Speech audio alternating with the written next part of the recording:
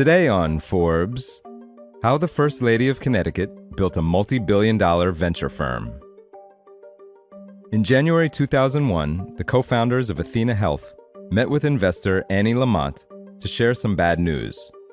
Two key customers of their 3-year-old health tech startup, which offered software to manage medical records, billing, and claims, were cutting ties. There would be a serious hit to sales.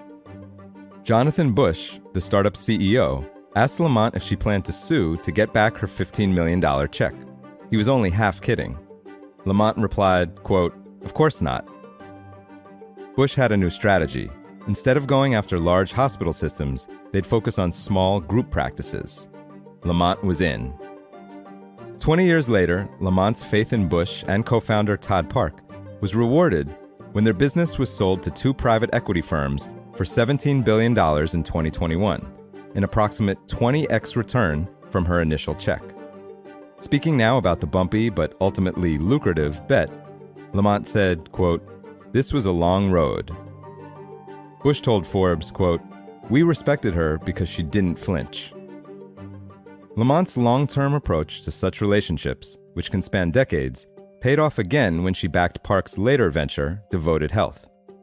With Devoted Health now valued at $12.9 billion, her initial $20 million investment in 2017 into the Medicare Advantage insurance plan provider is now worth about $1 billion to Lamont and her backers at Oak HCFT, the investment firm she co-founded in 2014.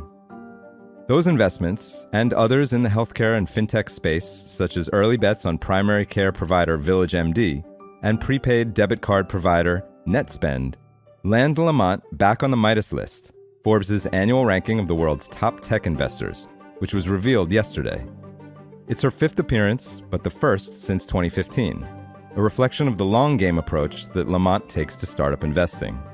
She said, quote, "These are friends, these are comrades. We're in battle, and we're there not just for the length of 10 years for one company, but 20 to 30 years for 3 or 4 companies."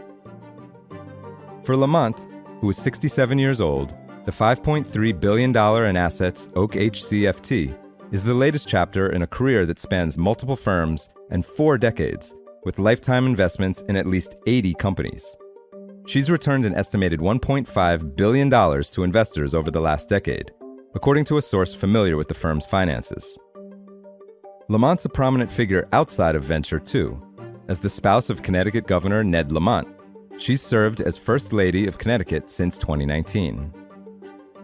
The secret to Lamont's sustained success, she says, is an ability to spot and embrace new tech cycles, even if they force her to turn her attention away from a currently lucrative path.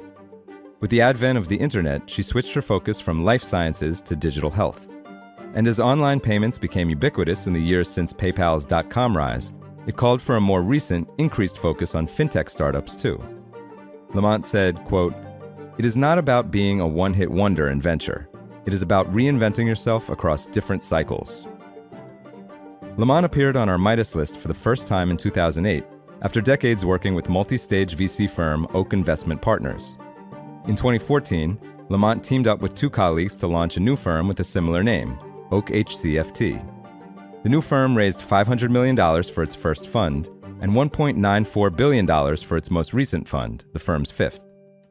In the decade since its launch, the Oak HCFT portfolio has run the gamut of health tech.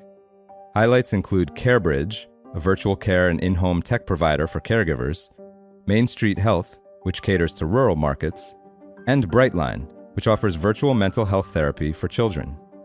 She's also backed companies like One Medical, which was bought by Amazon for $3.9 billion in 2023, primary care provider VillageMD, which was valued at $15.8 billion per PitchBook, and payments platform Rapid, which has an $8.75 billion valuation. Lamont's long career of successful venture bets have paid off personally. Forbes estimates her net worth at $650 million, ranking her tied for number 54 on the Self-Made Women list we released last month. For full coverage, check out Rashi Srivastava's piece on forbes.com. This is Kieran Meadows from Forbes. Thanks for tuning in.